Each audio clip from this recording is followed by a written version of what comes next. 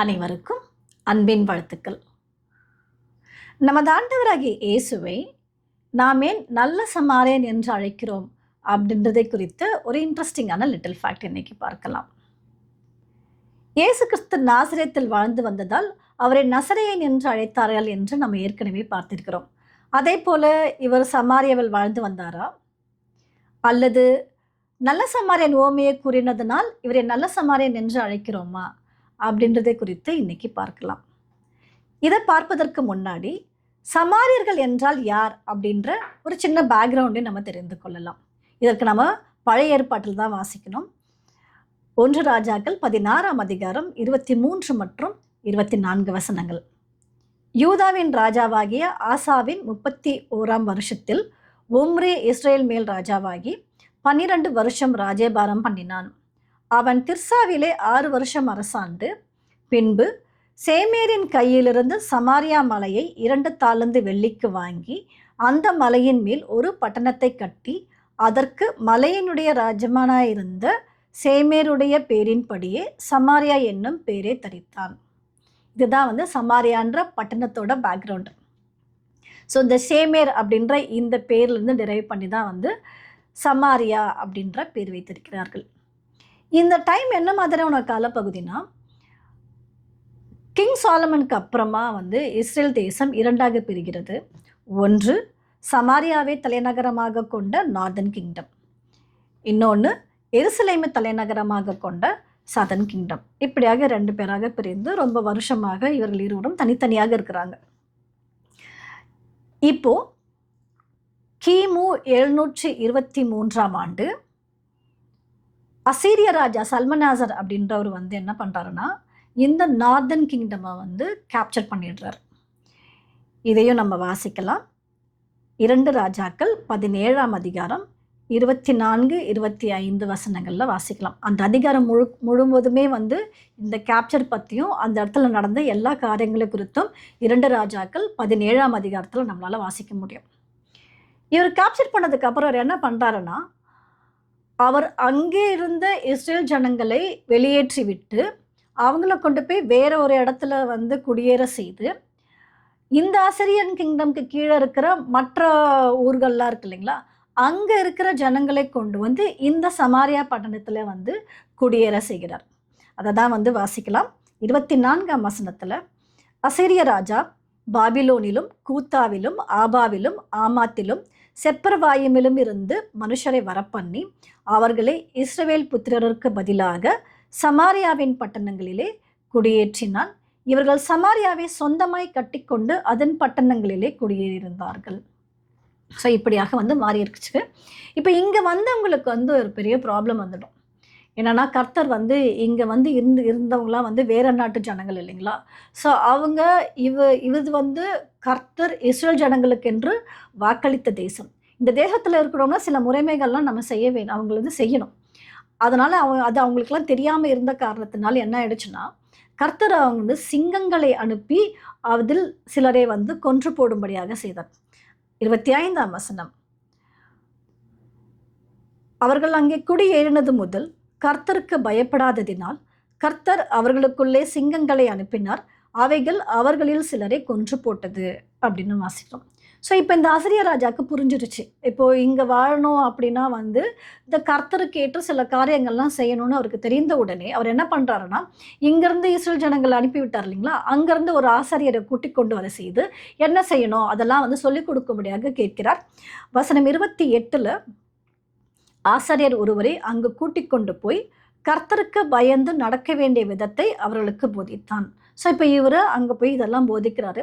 இந்த போதனைகளெல்லாம் அவர்கள் கேட்டாலும் அவங்க என்ன பண்ணுறாங்க அப்படின்றத 33ஆம் வசனத்தில் வாசிக்கலாம். அந்த புது ஜனங்கள் இந்த முறையை கற்றுக்கொண்டாலும் அவர்கள் தங்களுடைய தேவர்களை சேவித்தும் வந்தார்கள். ஸோ அவங்க இதை கற்றுக்கொண்டார்கள். ஆனாலும் அவங்க ஏற்கனவே வழிபட்டு கொண்டிருந்த அந்த தேவர்களையும் வணங்கி கொண்டு வந்தார்கள் அப்படின்னு வாசிக்கிறோம். இப்போ இந்த டைமில் இங்கே 2 விதமான ஜனங்கள் வாழ்கிறாங்க. ஒன்று இஸ்ரேல் ஜனங்கள், அங்கேவே இருந்தவங்க. இன்னொருத்தங்க இந்த மாதிரி வேறு பட்டணங்கள்லேருந்து இங்கே குடியேறினவர்கள்.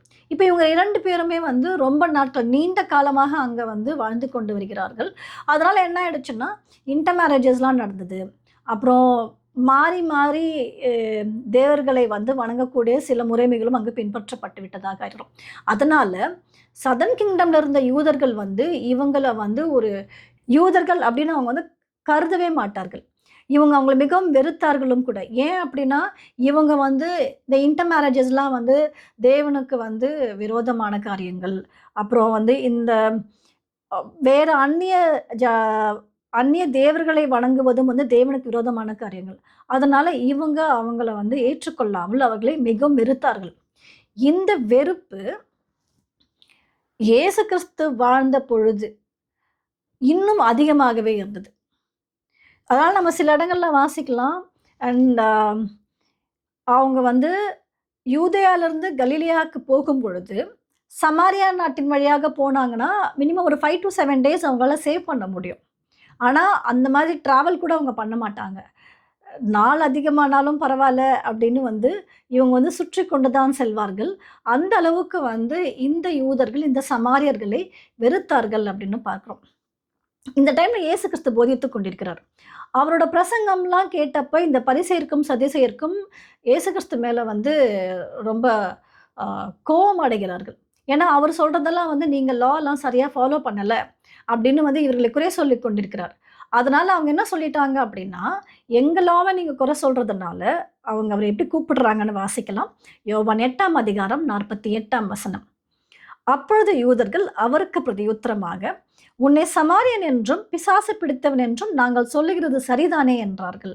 ஸோ இவங்க எந்த லெவலுக்கு போயிட்டாங்கன்னா, இவர வந்து சமாரியன், ஒரு பிசாசு பிடித்தவன், இவங்களோட லாக்கு அகெயின்ஸ்டா அவர் பேசிட்டு இருக்கிறாரு அப்படின்றதாக இயேசு கிறிஸ்துவை அவர்கள் கூறுகிறார்கள். இந்த மாதிரி ஒரு டைம்ல தான் வந்து இயேசு கிறிஸ்து இயேசு கிறிஸ்துவை சோதிப்பதற்காக ஒரு நியாயசாஸ்திரி ஒரு கொஸ்டின் கேட்கிறாரு. இத வந்து லூக்கா 10ஆம் அதிகாரம் 25 முதல் 37 வரைக்கும் இருக்கிற வசனங்கள்ல வந்து ஃபுல்லா வாசிக்க முடியும். ஸோ இதோட 25ஆம் வசனம் வாசிக்கலாம். அப்பொழுது நியாயசாஸ்திரி ஒருவன் எழுந்திருந்து அவரை சோதிக்கும்படி, போதகரே, நித்திய ஜீவனை சுதந்திரித்துக் கொள்ளும்படிக்கு நான் என்ன செய்ய வேண்டும் என்று கேட்டான். நியாயசாஸ்திரி அப்படின்றது லாயர். ஸோ இவர் வந்து கொஸ்டின் கேட்கிறாரு. எதுக்கு கேட்கிறாருன்னா, அவரை சோதிப்பதற்காகவே ஒரு கொஸ்டின் கேட்கிறாரு. இயேசு கிறிஸ்து இதுக்கு பதில் கொடுக்குறாரு. ஸோ இந்த பதில்ல வந்து அவர் வந்து கொஞ்சம் அவரை முழுமையாக ஏற்றுக்கொள்ள முடியல. அதனால அவர் என்ன பண்றாருன்னா, அடுத்த கேள்வியும் கேட்கிறாரு. 29ஆம் வசனம்.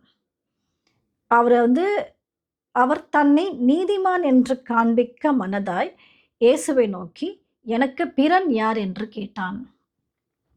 இந்த கேள்விக்கு பதிலாகத்தான் இயேசு கிறிஸ்து இந்த சமாரியன் உவமையை சொல்றாரு. ஸோ இந்த சமாரியன் உவமையை சொல்லி முடித்த பின்பு, அவர் மீண்டுமாக நியாயசாஸ்திரி கிட்ட வந்து இயேசு இப்ப கேள்வி கேட்கிறாரு. என்ன கேட்கிறாருன்னா, கள்ளர் கையில் அகப்பட்டவனுக்கு இந்த 3 பேரில் எவன் பிறனாயிருந்தான் அப்படின்னு கேட்கிறாரு. அப்ப இந்த நியாயசாஸ்திரி என்ன சொல்லியிருக்கணும்? சமாரியன் தான் பிறனாயிருந்தான் அப்படின்னு சொல்லியிருக்கணும். ஆனா அவர் என்ன பதில் சொல்றாருன்னு வாசிக்கலாம். 37ஆம் வசனம்.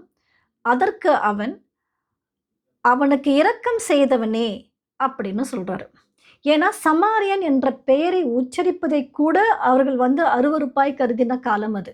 அதனால தான் அவர் வந்து என்ன சொல்றாருன்னா, அவனுக்கு இரக்கம் செய்தவனே அப்படின்னு சொல்லிடுறாரு.